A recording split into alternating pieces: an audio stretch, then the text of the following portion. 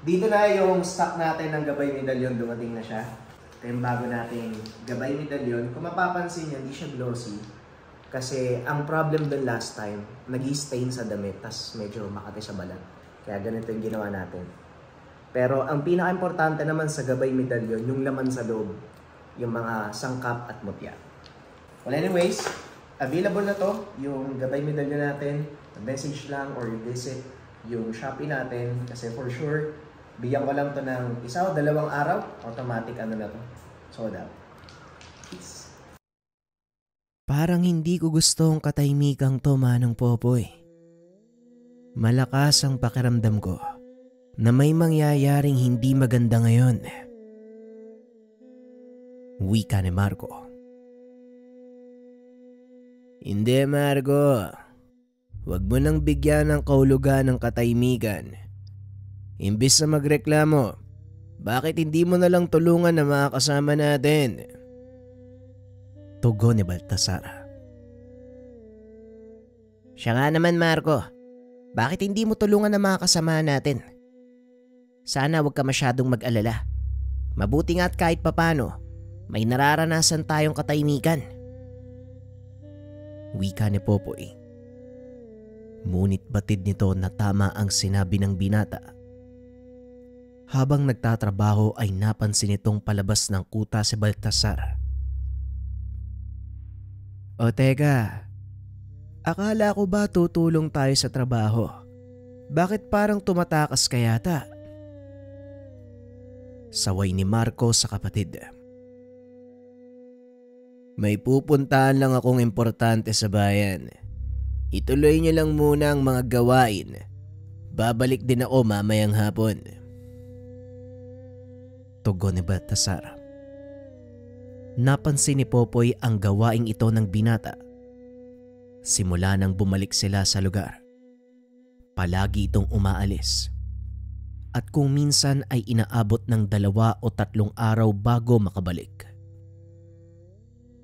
Hindi na nagsalita pa si Popoy. Hinayaan na lang ito. Nagpatuloy sa pagtatrabaho ang pangkat. Hanggang sa malapit nang matapos ang mga ginagawang depensa sa paligid ng yungib. Habang nagpapahinga, kinausap ni Baltasar si Marco. Nagtatanong ito kung saan nakalagay at ilan ang kabuang bilang ng mga patibong sa paligid. Matapos ay muli na naman itong umalis. Hindi naging maganda ang kutob ni Popoy sa mga nangyayari. Kaya kinausap nito ang ilan sa mga kasamahan nang hindi nalalaman ni Marco at Baltasar. Ipinalipat ng matanda ang mga patibong. Maging ang totoong pasukan at labasan kung sakaling kakailanganin nilang lisanin ang lugar.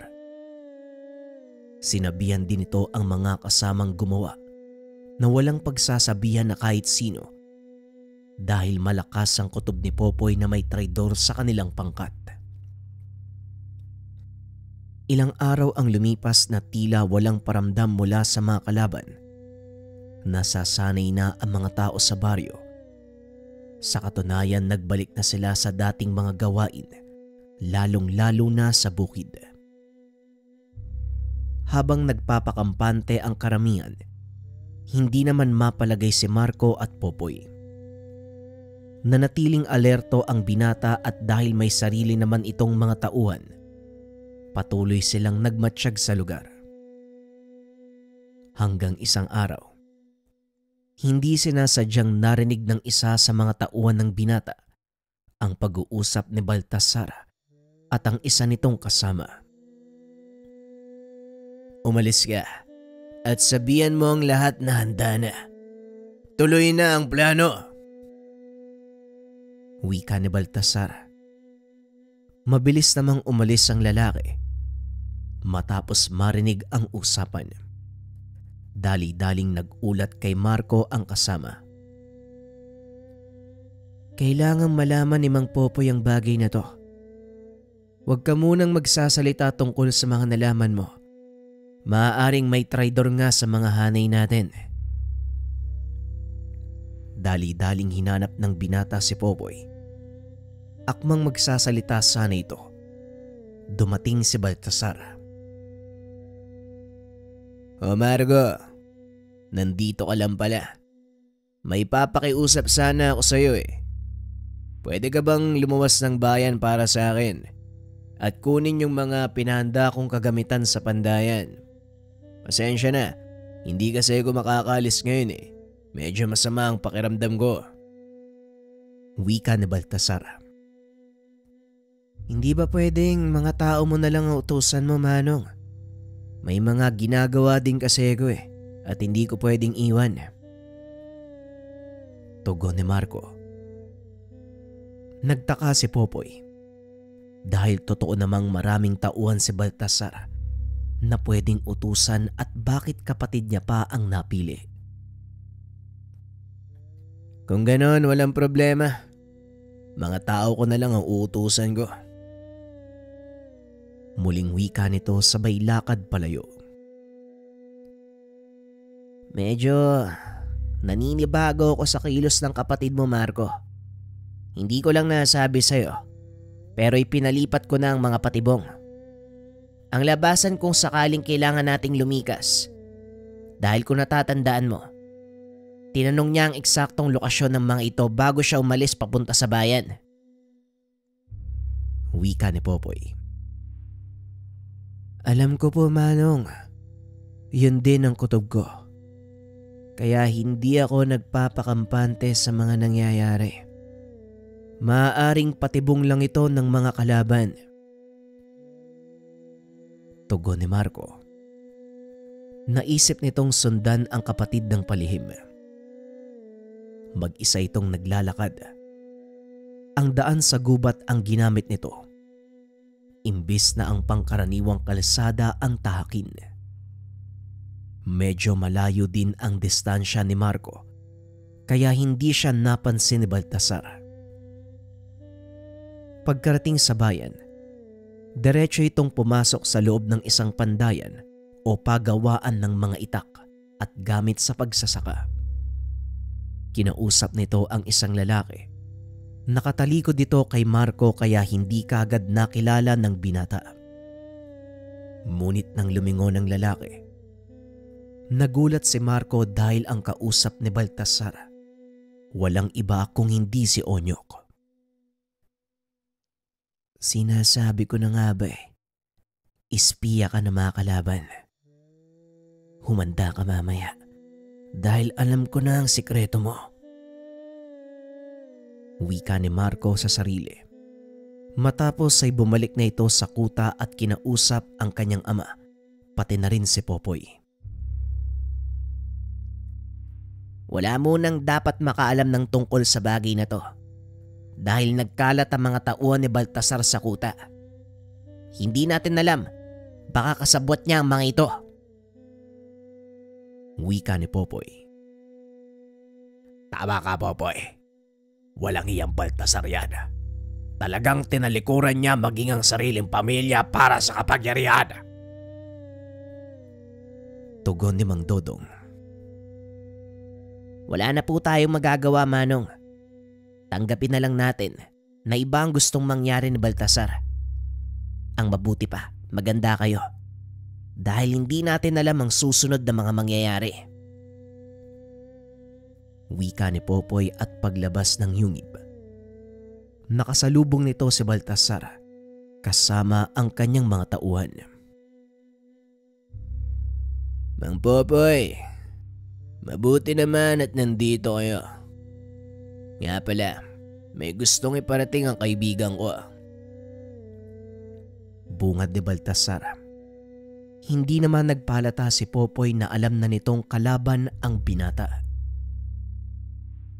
"Ano yon, Baltasar? Sige, sabihin mo." Tugon ni Popoy. "Wala naman po. Isang regalo ng pasasalamat sa pagtulong sa kanya. Kung maaari daw po, sumunod kayo sa akin. May mga nag-aantay sa labasan. Hindi ko sila pwedeng isama dito sa mismong kuta dahil wala naman akong tiwala sa kanya." Muling wika ni Baltasar. Kagad sumabat sa usapan si Andrea. Kung kaibigan siya ng tatay ko, dapat alam niya ang kuta na to. Kagad namang inawat ng matanda ang anak. Andrea, ako nang bahala. Gawin mo ang mga inutos ko sa'yo. Samahan mo si Marco. Wika ng ama. Kagad umalis ang dalaga. Nag-iwan ito ng matalim na tingin kay Baltasar. Alam mo, Manong Popoy, inaangaan kita kahit nung bata pa ako. Mataas ang respeto ko sa'yo. Pero sa nakikita ko sa anak mo, mukhang hindi yata siya napalaki ng maayos at naturuan ng magandang asal. Tugon ni Baltasar. Bagyang nagpantig ang tenga ni Popoy sa sinabi nito. Ngunit pinili ng matandang maging mahinahon. Kung ano man ang pag-uugali ni Andrea, nakabata yon sa kanyang kausap. Ngayon, kung tungkol sa anak kong pag-uusapan natin, pasensya na Baltasar. Masasayang lang ang oras natin pareho. Wika ni Popoy. Pasensya na po, Tatang. Doon po tayo sa labas. Mangyari po ay sumunod kayo sa akin. Tugon ni Baltasar. Pinauna nitong maglakad si Baltasar. Akmang susunod na sana si Popoy nang biglang dumating ang isa sa mga kasama na nakatalaga sa paligid. Manong, nasa labas po ng bakod si Onyok. Isa pong patibong ang nagkahantay sa inyo. Wika ng lalaki at kagad itong umalis. Bago pa man makalingon si Baltasar, pasimple namang naglakad si Popoy palapit sa kanya na parang walang nangyari. Ngunit sa isip nito, tinatawag niya na ang gabay. Bakit, Popoy?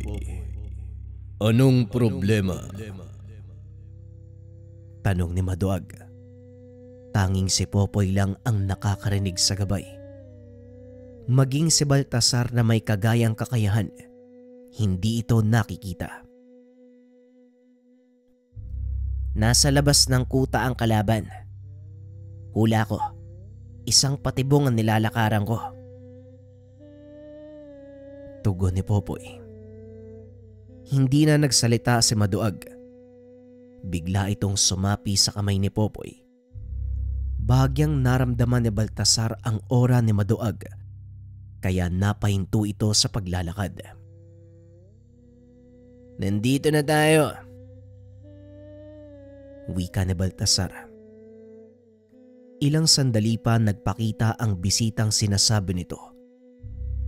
Kalmado lang si Popoy ng mga sandaling iyon dahil alam niya na ang magaganap. Kumusta, kaibigan?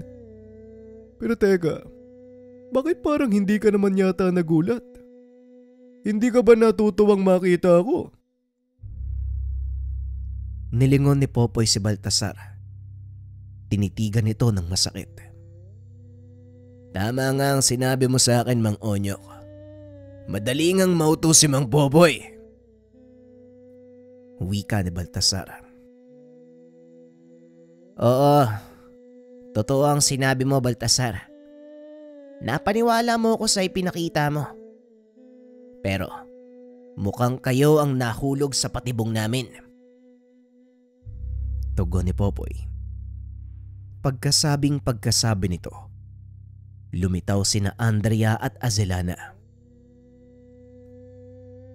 Tatlo lang kayong haharap sa amin. Mukhang hindi naman yata patas ang magiging laban. Napangiti si Popoy dahil walang kaalam-alam si Onyok sa mga plano nito. Huwag kang papakasiguro, Onyok, dahil hindi mo alam kung ano ang magagawa naming tatlo. Tugon ni Popoy. Tay, ako na pong bahala sa kanya. May kailangan kaming tapusin. Biglang napatingin si Onyok kay Martin na nooy nang gigigil na. dahil 2 beses siyang ipinaya sa laban ng dalaga. Walang problema. Alam mo na ang gagawin mo. Malaki ka na. Tugon ni Popoy. Nagsikalat ang mga tauhan ni Baltasar dahil alam nila ang kakayahang taglay ng mag-ama. Isang pagkakamali lang, maaari silang maubos sa oras na tamaan ng kidlat na taglay ni Maduag at Aselana.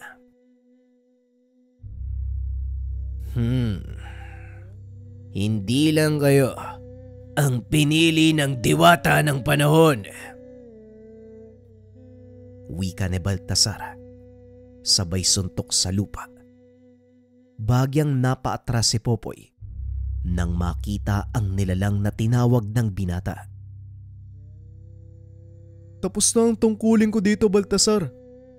Ngayon, iiwan ko na sila sa iyong mga kamay. Wika ni Onyok. Ngunit pinigilan ito ni Baltasar. Anong sinasabi mo? Anong iiwanan? Hindi pa tapos ang gawain mo.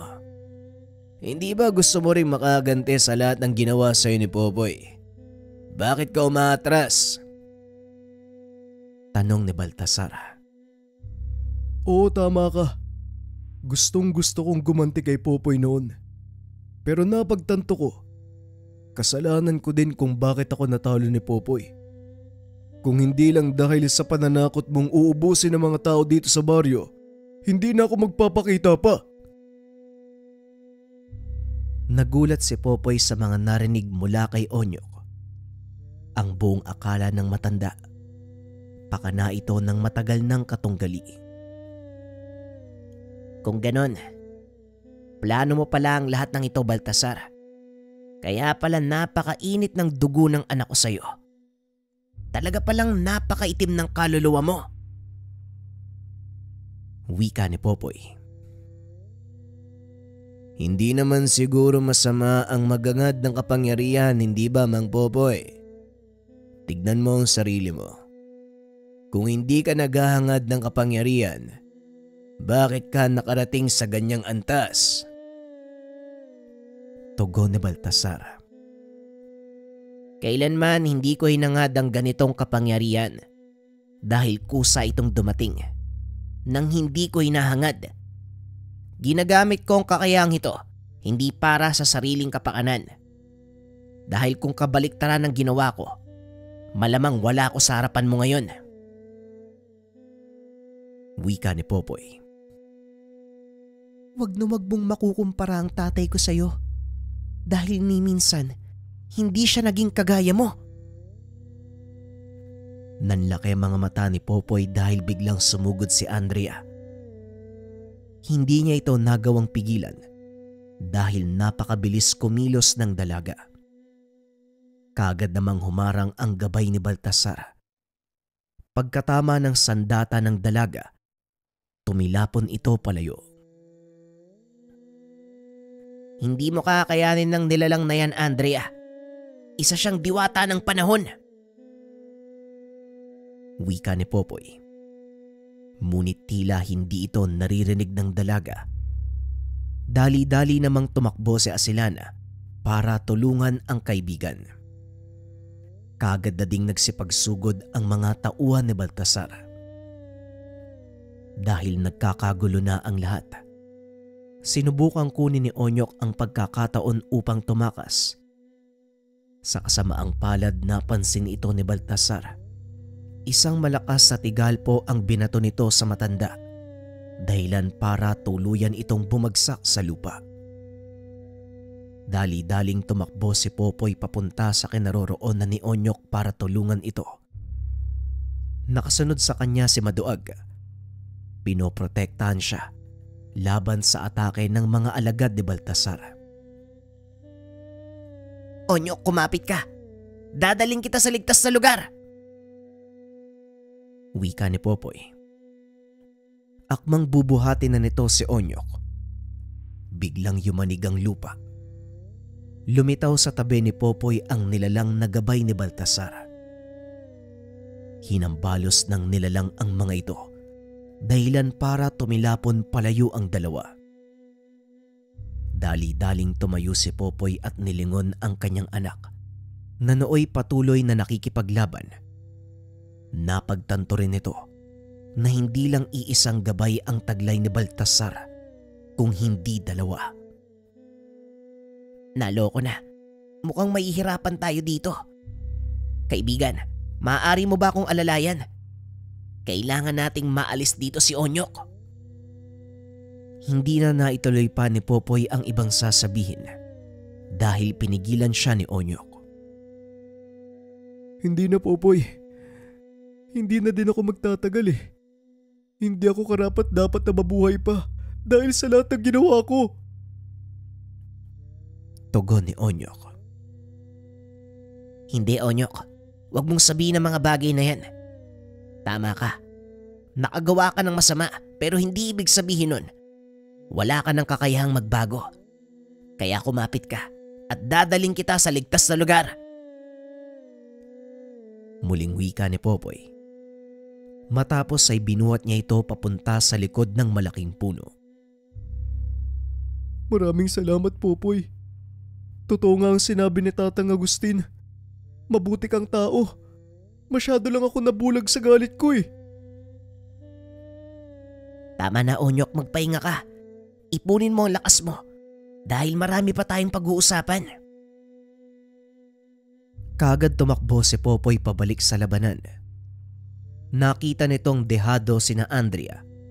Wala itong laban kay Baltasar. Wala nang atrasan, Popoy. Kailangan na nating tapusin ang labang ito. Tama ka, Maduag. Ito ang pinaka-iniintay natin. Hindi ko sasayangin ang pagkakataon at kapangyarihan na pinahiram sa akin. Pag-uusap ng dalawa. Matapos ay sabay na lumusob ang mga ito. Laking gulat ni Baltasar nang bigla siyang tamaan ng malakas sa suntok mula sa isang nilalang. Maging si Andrea ay hindi ito kagad nakilala kung hindi pa nagsalita ang ama. Andrea, umatras ka sandali at magpahinga. Kami naman ni Maduag ang lalaban sa isang to. Umalis si Andrea sa lugar. Ngunit nakita nito si Martin. Karap si Marco at ang iba pang kasamahan. Napangiti ang dalaga dahil para sa kanya, ito na ang pagkakataon para tuluyang matalo si Martin. Ngunit nang papasagod na ito, biglang hinarangan ni Marco ang dalaga. Sandali lang, Andrea. Marco, umalis ka sa dadaanan ko. Makinig ka muna sa akin. Kagaya ni Mang Onyok, napilitan lang din si Martin na kumampi kay Baltasar. Wika ni Marco. Tama ang sinabi ni Marco. Hindi namin gusto ang nangyayari. Pero sa takot namin na marami ang madamay, sinunod namin ang gusto ni Baltasar. Wika ni Dimas. Kalokohan. May sarili kayong pagpapasya. Kung alam niyong mali ang ginagawa ng isang tao, hindi niyo dapat sinang-ayunan. Tugon ni Andrea. Wala kaming lakas para labanan si Baltasar. Kaya kinakailangan naming magsakripisyo para sa ikabubuti ng lahat. Pag-uusap ng mga ito. Napagtanto ni Andrea na tama ang sinabi ni Dimas. Humingi ng paumani ng dalaga. Ngunit habang nag-uusap, bigla silang nakarinig ng malakas na dugongdong. Nilingon ni Andrea ang ama. Nanlaki ang mga mata dahil napakalaking pinsala na ang naidulot ng dalawang magkatunggali. Hindi nakakayanin pa ng mundo nyo ang ganitong bugso ng enerhiya. Kailangan mailayo sila sa lugar na ito. Wika ni Aselana. Tama ka, pero papano? Wala tayong kakayahan na... Teka, sandali, may naisip ako, Aselana. Sumunod ka sa akin. Tugon ni Andrea. Sabay takbo papasok ng kuta. Andrea, anong balak mong gawin? Tanong ni Azelana. Basta manood ka na lang. Wala na akong maisip na ibang paraan eh. Tugon ng dalaga. Nagpatuloy ang dalawa sa pinakadulo ng nyungib kung saan naroon ang 4 na malaking tapayan. Sandali lang, Andrea. Huwag mo sabihing gigisingin mo ang mga nakakulong dyan. Hindi naman lahat. Isang tao lang. Isang tao na merong kakayahang maglabas-pasok sa isang dimensyon. Pag-uusap ng mga ito habang inaalis ang alikabok ng isa sa mga tapayan. Matapos itong gawin, binunot ng dalaga ang kanyang punyal. Sinugatan ng palad, sabay patak ng dugo sa mga letrang nakasulat dito. Paunti-unti ay lumilitaw ang mga kataga at buong lakas itong binasa ni Andrea. Ama ng mga mambabarang, dakilang manggagaway ng kalikasan, dinggin mo ang pagtawag ko. Bumangon ka sa iyong himlayan, dakilang salbog! Nanlaki ang mga mata ni Azelana nang banggitin ito ang pangalan ng nakahimlay sa tapayang iyon. Alam ng gabay ang tungkol sa manggagaway at kung ano ang kaya nitong gawin. Ilang segundo ang nakalipas. Marahang umuga ang tapayan hanggang sa tuluyang malaglag ang takip nito. Unti-unti ding nakalas ang nakaselyong lubid. Laking gulat ng dalawa nang biglang sumabog ang tapayan. Nabalot ng makapal na alikabok ang paligid. Nang humupa ito, tumambad sa kanila ang lalaking may mahabang buhok, nakasuot ng sinaunang kasuotan. Andrea, mukhang hindi magandang gising ng isang to ah. Sa palagay ko, kailangan nating tumakbo. Wika ni Azelana. Nakatayo lang ang lalaki habang nakapikit ang mga mata. Nanayo ang balahibo ni Andrea nang bigla itong magsalita. Sino ang tampalasang gumising sa akin? Magsalita kayo kung ayaw niyong maging hapunan. Teka, anong oras na ba? Wika ng lalaki. Tanghalian na po. Kayo po ba si Salbog? Tanong ni Andrea. At bakit iha? Sino ba ang tinawag mo? Hindi ba ang pangalan ko ang sinambit mo? Ikaw pala ang gumising sa akin. Wika ni Salbog. Opo, ako nga po. Kailangan namin ng tulong nyo. May kaguluhang nangyayari sa labas eh. At kapag natuloy pa, paniguradong masisira ang kapaligiran. Tugon ng dalaga. Kaguluhan. Yan nga mismo ang dahilan kung bakit ko piniling manahimik na lang sa banga. Ayokong makisali sa gulo ng mga tao. Wika ni Salbog. Nauunawaan ko po. Pero hindi po tao ang may gawa ng gulo. Isa po sa 4 na diwata ng panahon ng nagwawala. Sinusubukan po namin silang pigilan eh. Pero wala po kaming laban. Tugon ng dalaga. Napatigil si Salbog sa pag-aayos ng kanyang buhok.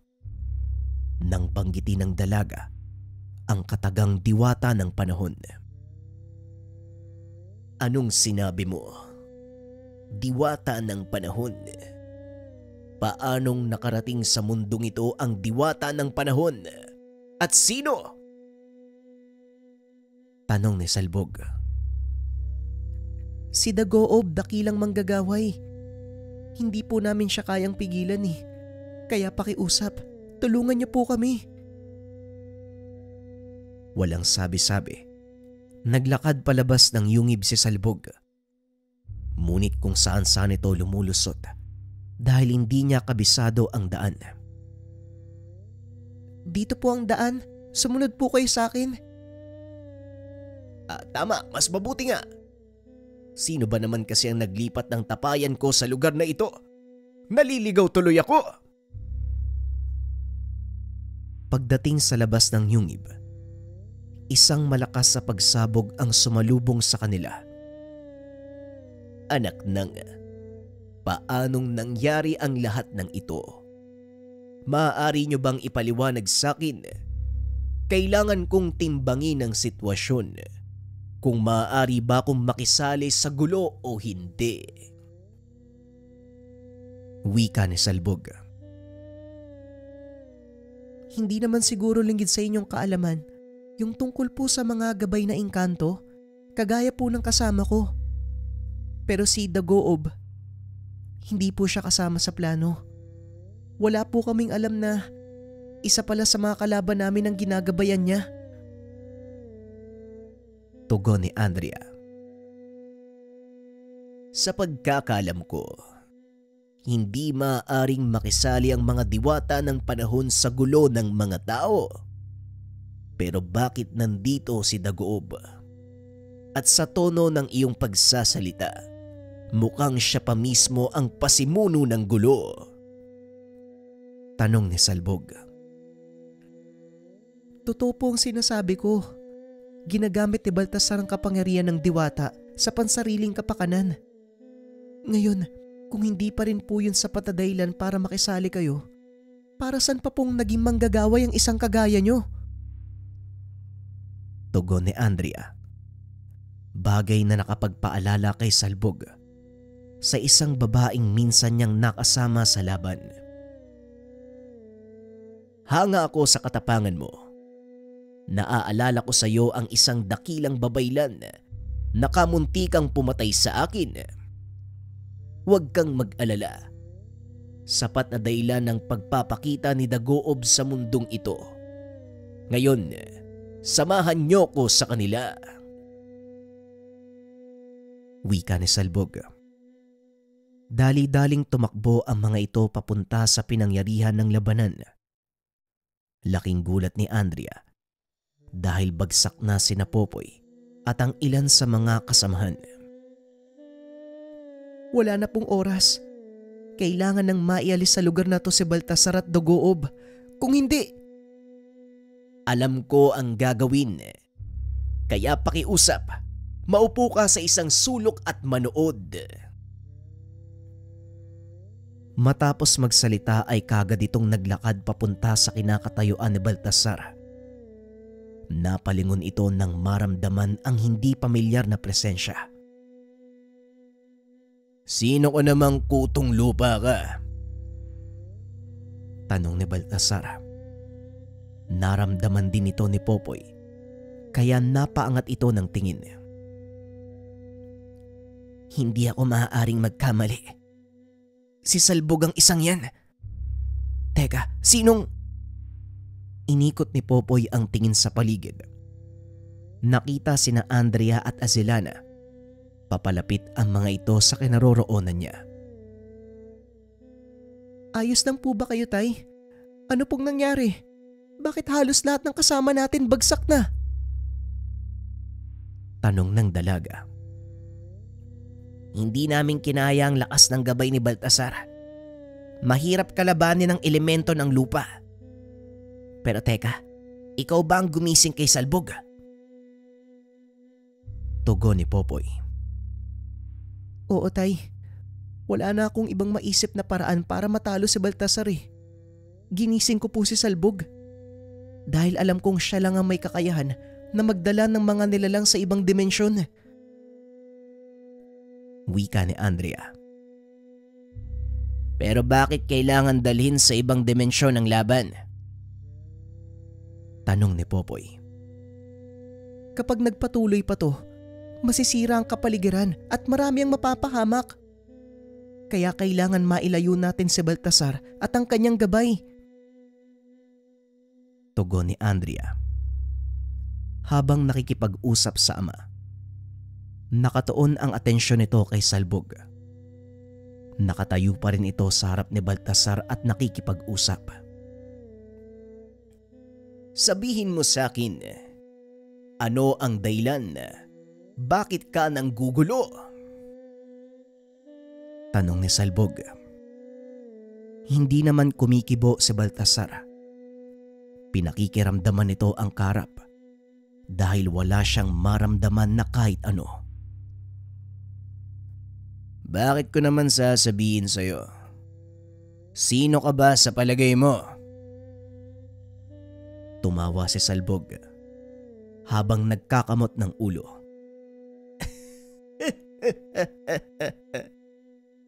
Alam mo bang dahil sa'yo, nagambala ang pagtulog ko.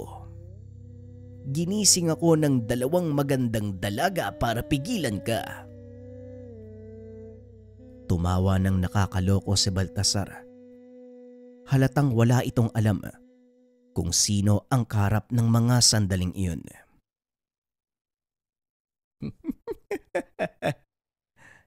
Umalis ka sa harapan ko, Kutong Lupa. Sinasayang mo lang. Hindi nito naituloy ang sasabihin dahil bigla siyang sinuntok ni Salbog, dahilan para malagas ang 2 ngipin nito. Talaga nga namang napakabastos mo. Hindi mo ba ako kilala? Kung sabagay, ano nga naman ang nalalaman niyong mga bagong tubo? Bueno, ako'y magpapakilala na lang. Itinaas ni Salbog ang kamay. Biglang lumabas mula sa kanyang anino ang isang malaking aso. Halos siyam na talampakan ng tangkad. Puno ng tinikang likod. Naglalaway din ito. Bawat patak ng laway, tila asidong nakakatunaw ng bato. Nanlaki ang mga mata ni Popoy. Hindi makapaniwalang nakatayo sa harapan nila ang tinatawag na galmog. Si Salbog nga ang taong yan, walang duda. Siya lang ang may kakayahan na tawagin ng aso mula sa impyerno. Wika ni Popoy. Bigla namang napaatras si Baltasar. Maging ang gabay nito ay tila natatakot. Ngayon kilala mo na kung sino ako. Pero kung hindi pa din, malaki ang problema mo. Galit na sumugod si Baltasar. Kahit ang gabay nito, pilit siyang pinipigilan. Ngunit dahil naiinsulto, hindi ito nagpapigil. Walang iya ka. Sinong tinakot mo? Wika ni Baltasar. Ngunit bago pa man siya makalapit kay Salbog, kagad itong hinarangan ng alaga ni Salbog. Masyado ng malaking pinsala ang ginawa niyo dito. Mukhang kailangan mo nang umalis. Wika ni Salbog. Biglang nabalot ng makapal na usok ang paligid. Maging sina Popoy ay nasama. Nang humupa ito, nagulat ang lahat dahil nasa ibang lugar na sila. Anong nangyari? Bakit tayo napunta dito? Tanong ni Popoy. Bigla namang nagpakita si Maduag. Sa inala ko, nasa ibang dimensyon tayo, kaibigan. Tugon ni Maduag. Nakumpirma nila ang hinala ng magsalita si Salbog. Binibini, sinunod ko na ang iyong nais. Ako'y aalis na. Hindi ko laban ito. Kaya hahayaan ko kayong ipagpatuloy ang inyong nasimulan. Wika nito. Kagad siyang tumalikod. Talagang walang hiya ka. Matapos mo kong suntukin, aalis ka. Sa palagay mo papayagan kita? Biglang napalingon si Salbog. Sa isang kumpas lang, humagis ng malayo si Baltasar. Sinabi ko na, hindi ko laban to. Kaya wag kang mamilit kung ayaw mong mapaaga ang buhay mo. Wika ni Salbog sabay alis. Nagpasalamat naman si Andrea. Samantalang si Baltasar naman, pilit bumabawi mula sa pinsalang natamo. Napatingin ito kay Andrea. Inutusan ang gabay na sumalakay. Dali-dali itong sinalubong ng mag-amang Maduag at Azelana. Dalin mo ang iyong ama sa ligtas na lugar. Mabilis lang maghihilom ang pinsala niya dahil sa'y binigay kong lunas. Sa ngayon, wag mo muna siyang iwan. Wika ni Maduag. Pilit nilang sinalubong ang atake ni Dagoob kahit alam nilang hindi tumatalab ang kidlat sa bato. Hindi ko alam kung paano natin siya matatalo, Ama. Wala akong maisip na paraan. Wika ni Azelana. Huwag kang mawala ng pag-asa. Kaunting paghihintay pa at matutunto na tayo ng mga kaalyado natin mula sa hukbo ni Haring Balasarius. Tugon ni Maduag. Ilang sandali pa ay narinig nila ang malakas sa dagungdong sa lupa. Napangiti si Andrea dahil alam niyang ito na ang kanilang inaantay. Mula sa makapal na kagubatan, lumantad ang mga kawal na nakasakay sa malalaking aso. Kasunod nito ang pag-ulan ng palaso mula sa kalangitan. Kagad namang sinangga ni Dagoob ang mga atake para hindi tamaan si Baltasar. Dali-dali namang bumangon si Popoy. Magaling na ang mga sugat nito. Andrea, ito na ang pinaka-inaantay natin. Hindi matatalo ng kawal ni Haring Balasarius ang kalaban. Panahon na siguro para ilabas mo ang punyal ng Minokawa. Wika ni Popoy. Pero tay, hindi ko nga pumabuhat yung sandata na yun eh. Paano ko gagamitin? Tanong ng dalaga. Magtiwala ka lang sa sarili mo at sa kung ano ka. Tandaan mo, isinilang ka para dito. Tugon ni Popoy. Huminga ng malalim si Andrea. Binunot ang punyal. Hinawakan ni Azelana ang kamay ng dalaga at nagsalita. Huwag kang mag-alala. Hindi kita iiwanan. Wika ni Azelana. Kumislap ang kuryente sa kamay ni Andrea. Nagliyab ang hawak nitong punyal. Unti-unting lumalaki hanggang sa lumabas ang totoong anyo nito. Isang malaking espada.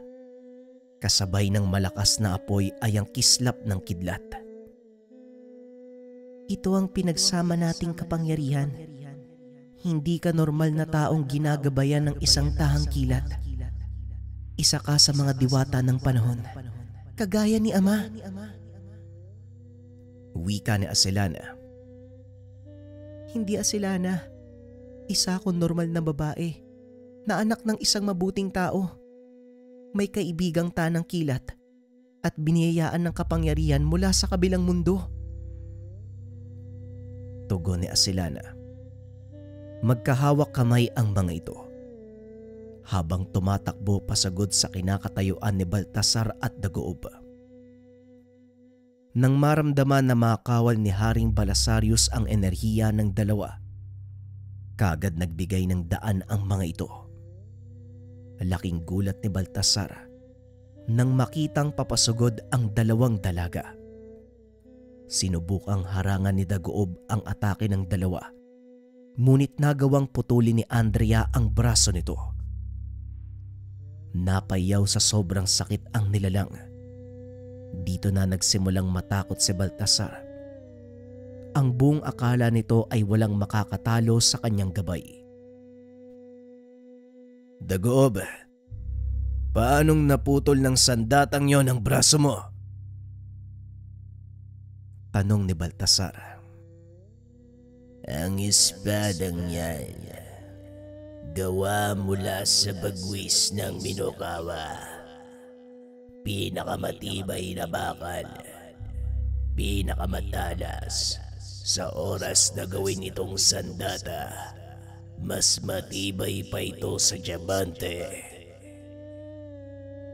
Tugon ni Dagoob habang pinapatubo ang kanyang braso. Napansin naman ni Andrea ang kakayahan ng gabay. Hindi siya madaling mapapatay hanggat nakaapak sa lupa ang kanyang paa. Huwag kayong magmadali. Wika ni Maduag. Mabilis na umatras si na Andrea dahil biglang sinuntok ni Dagoob ang lupa. Naglabasan ang maliit na nilalang. Sandali lang. Sigbin ba ang mga yan? Tanong ng dalaga. Kalahi sila ng sigbin, pero mag-iingat kayo dahil may taglay na kamandag ang kanilang buntot. Wika ni Popoy. Tumabi kayo. Ako nang bahala sa mga yan. Ituon niyong dalawa ang pansin kay Baltasar. Biglang napalingon si Andrea sa kalaban. Nakita nitong nag-uusal ng dasal. Habang nakalapat ang kamay sa lupa, unti-unting lumalaki ang kanyang gabay hanggang sa nagmistula na itong higante. Tignan natin kung ano ang magagawa nyo sa totoong anyo ni Dagoob. Ang malaking pagkakamali nyo lang. Masyado kayong nagtiwala sa sarili nyo. Wika ni Baltasar habang tumatawa ng nakakaloko. Kanina pa ako nang gigigil sa tawa ng lintik na to . Asilana, tapusin na kaya natin? Tanong ni Andrea. Mukhang magandang ideya yan. Alam mo na ang gagawin, di ba? Tugon ng gabay. Inikot ni Andrea ang tingin sa paligid na tila may kung anong hinahanap. Napangiti ito nang makita ang kadenang nakatali sa isa sa mga sinasakyan ng kawal ni Haring Balasarius. Dali-dali itong dinampot ng dalaga sabay takbo papunta kay Baltasar. Laking pagtataka nito dahil siya ang pinunterya ng dalaga sa halip na ang gabay. Inihagis ni Andrea ang kadena upang pumulupot sa leeg ni Baltasar. Ngunit sa kasamaang palad ay nagawa niya itong sanggain, dahilan para pumulupot ang kadena sa kamay nito. Anong kalokohan ang iniisip mo? Hindi uubra sa akin ng anumang atake nyo hanggat nakalapat ang paa ko sa lupa. Talagang wala kang kadala-dala. Wika ni Baltasar sabay hila ng kadena. Hinila din ito si Andrea. Dali-daling tumakbo papunta sa pinakamaliit na puno, sabay talon pa itaas. Walang kamalay-malay si Baltasar na nakasabit pa ang kabilang dulo nito sa malaking asong sinasakyan ng isang kawal. Sige, tumawa ka. Tignan natin kung magagawa mo pa yan pagkatapos nito. Nabura ang ngiti sa mukha ni Baltasar nang mapagtanto ang binabalak ng dalaga. Bigla itong pinatamaan ng mahinang kuryente ang malaking aso upang tumakbo palayo. Nahatak nito ang kadena, maging si Baltasar, dahilan para makaladkad ito at sumabit sa sanga ng puno. Ano nga uli yung sinabi mo? Hanggat nakalapat ang paa mo sa lupa, walang makakatalo sa'yo. Ngayon tignan natin kung anong mangyayari. Dahan-dahang naglakad si Andrea papunta kay Baltasar. Gamit ang kanyang kakayahang magpalabas ng kuryente, hinawakan ng dalaga ang binti nito at nagpakawala ng malakas na boltahe. Napasigaw sa sakit si Baltasar dahil hindi nito akalaing gagana ang plano ng dalaga. Habang nakukuryente si Baltasar, kitang-kita din nilang naghihirap ang gabay nito. Ano nga uli yung sinabi mo? Wika ng dalaga. Napagtanto nilang dalawa ni Azelana na konektado si Dagoob kay Abraham, at kapag ito ang pinuntirya nila, siguradong maaapektuhan ang gabay. Dahil sa lakas ng binitawang kuryente, tuluyang nanghina si Baltasar, dahilan ng pagbagsak ni Dagoob, at unti-unting bumalik sa orihinal na laki. Naglakad si Andrea papunta sa hinigaan nito. Itinutok ang hawak na sandata sa leeg ng gabay. Andrea, bakit hindi mo na lang tapusin si Baltasar?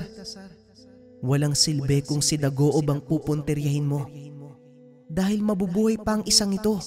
Pero hindi na ituloy ni Azelana ang sasabihin dahil dinuktungan na ito ni Andrea. alam ko, Azelana, yun nga ang gusto kong mangyari.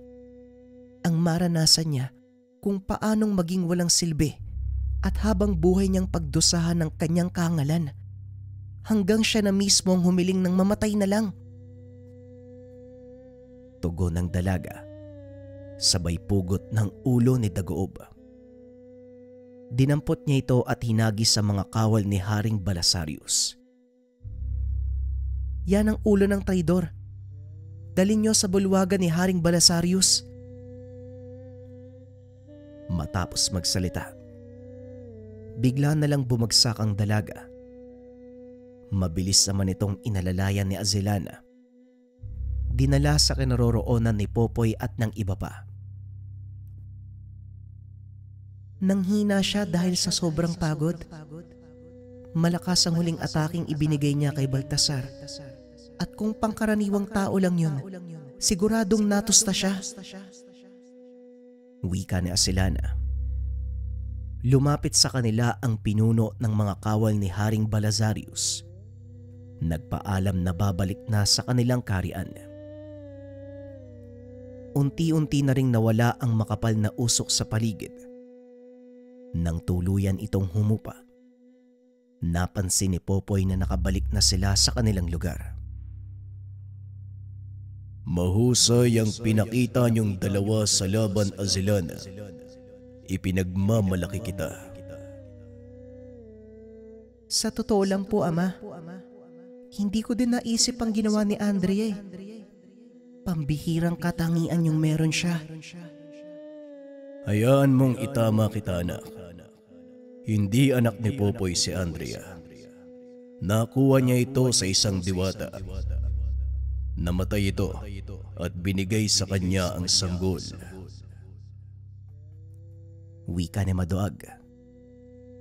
Sa pagpapatuloy ng kwento, walang nagawa si Popoy. Inaruga nito ang sanggol at itinuring na sariling anak. Tama ang sinabi ng iyong ama, Azelana. Hindi ko anak si Andrea, kaya hindi na nakakapagtaka na magkaiba kami pagdating sa katapangan. Wika ni Popoy. Inikot nito ang tingin sa paligid. Nakita ang napakalaking pinsalang idinulot ng labanang naganap. Sa paglipas ng panahon, kaibigan, muling maayos ang lugar na ito. Maraming paraan ng kalikasan para pagalingin ang kanyang sugat. Maging masaya ka lang at sa wakas, natapos na ang laban. Makakabalik na sa maayos na pamumuhay ang mga tao dito. Wika ni Maduag. Alam ko, kaibigan, ngunit hindi titigil ang kaguluhan hanggat may mga kagaya ni Baltasar na naghahangad ng kapangyarihan. Maaaring hindi lang sa larangan ng itim na karunungan, kundi pati na rin sa pang-araw-araw na buhay. Tugon ni Popoy.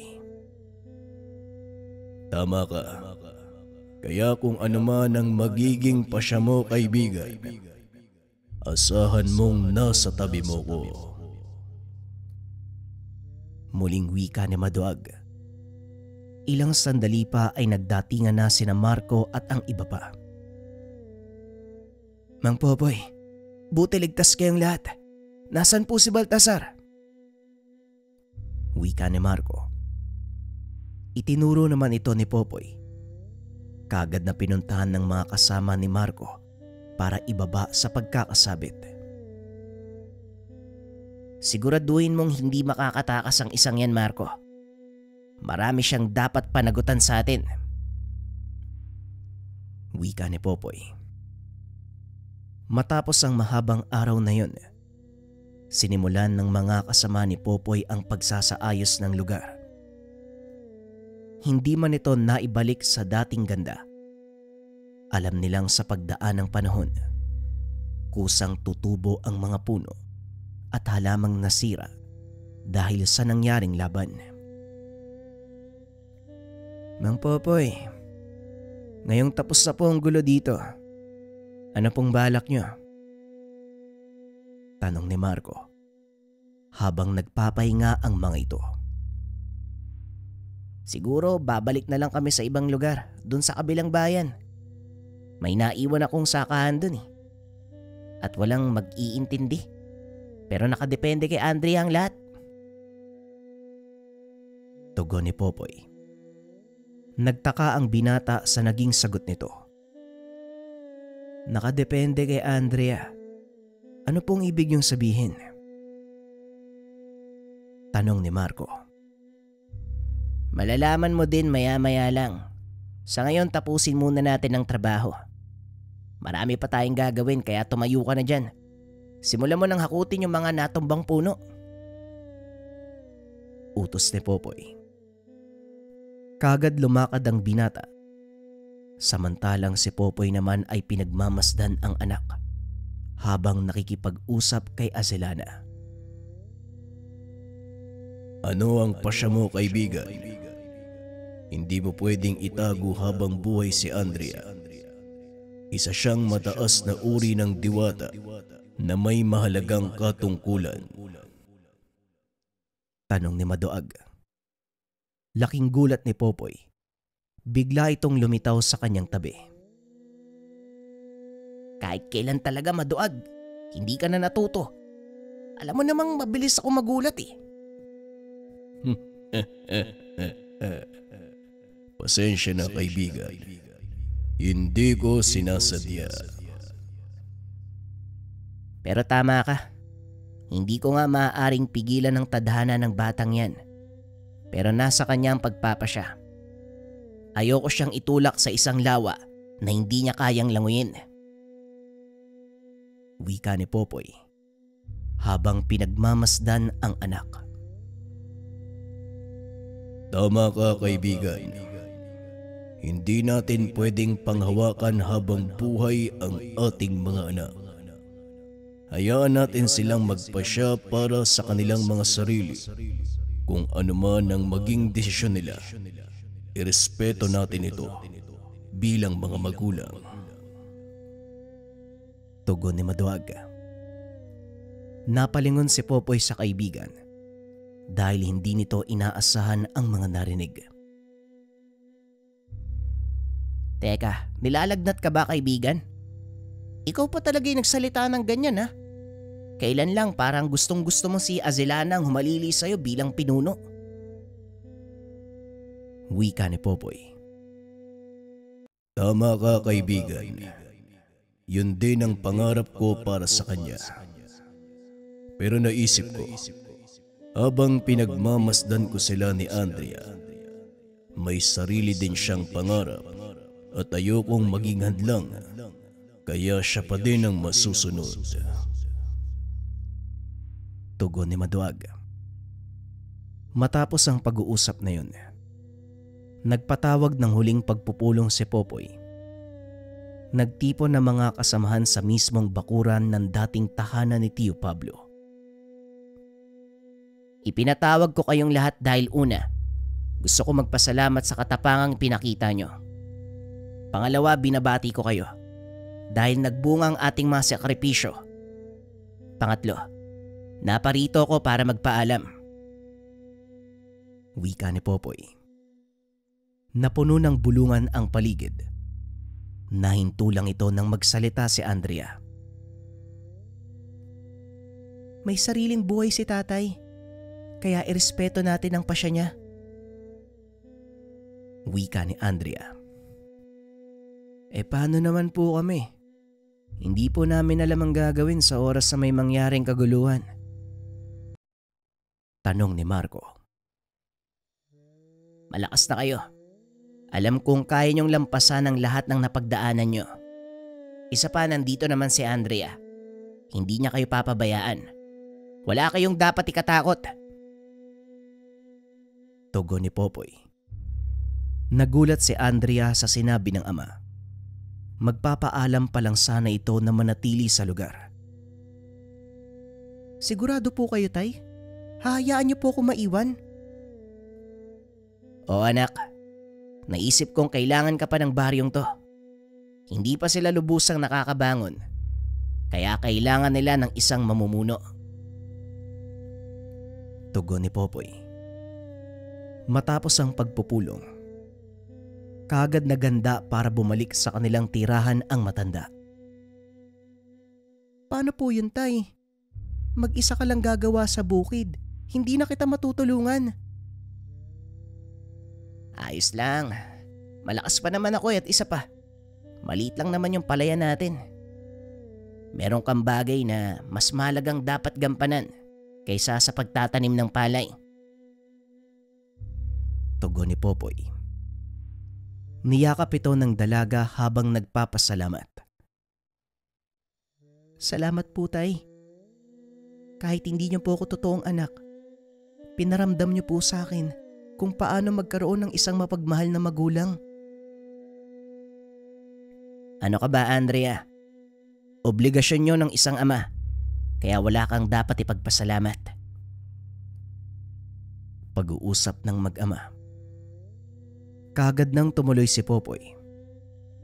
Kahit alam niya na magiging mahirap ang sanayin ang sariling wala ang anak, kailangan niyang magsakripisyo para sa kaligayahan nito. Sa paglipas ng mga taon, patuloy na namuhay ng payapa si Popoy.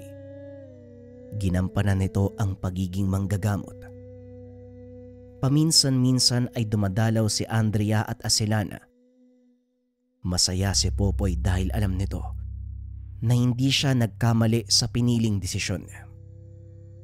Kalaunan, nagkaroon ng sariling pamilya si Andrea at gaya ng ginawa ng ama, ipinagpatuloy ang kanilang henerasyon bilang tagapangalaga ng lugar. Sa bawat salinlahi, naiiwan ang kwento ng isang tao puno ng kaduwagan ng katawan. Ngunit sa bandang huli, naging bayani at tinitingala ng lahat. Sa kasalukuyan, iilan na lang ang nakakaalam ng totoong pangyayari, kaya minabuti ng mga kaanak ni Popoy na itago ito sa pamamagitan ng pagtatala sa mga libro. Nang sa ganun, hindi malimutan ng susunod na angkan ang kwento ni Popoy at ng tahang kilat, ang mutya ng kidlat. Maraming salamat sa pakikinig ng ating kwento, mga kabayan. Nakakalungkot man na ito na ang huling episode ng kwento, pero huwag kayong mag-alala dahil marami pa tayong paparating na istorya. Muli maraming salamat. Paalam.